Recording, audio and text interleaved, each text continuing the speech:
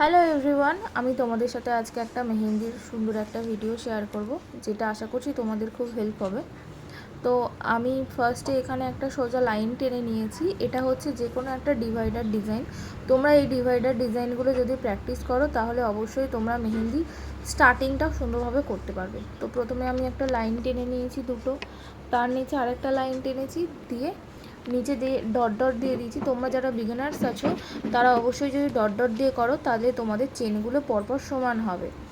তো প্রথমে আমরা লাইন টেনেছি, তারপর চেন করেছি, চেনের তলা দিয়ে আরেকটা ফিনিশিং লাইন টানবো। অবশ্যই চেনের তলায় ফিনিশিং লাইন টানতে হবে, তা না হলে চেনটা ভালো লাগবে না দেখতে, কোথাও উঁচু কোথাও নিচু হয়ে থাকবে। আর আমরা যখন বর্ডারটা করব তখন বর্ডারের দু সাইডে আমি আগেই দাগ টেনে নিয়েছি যাতে কোনো মেহেন্দি বেরিয়ে না যায়। আর মাঝখানটা সুন্দরভাবে ভরাট করে পুরো সমান করতে হবে যাতে মেহেন্দির ফিনিশিংটা সুন্দর আসে। আর লাস্টে আমি তলা দিয়ে ছোটো ছোটো ডট করে দিয়েছি। টাটা।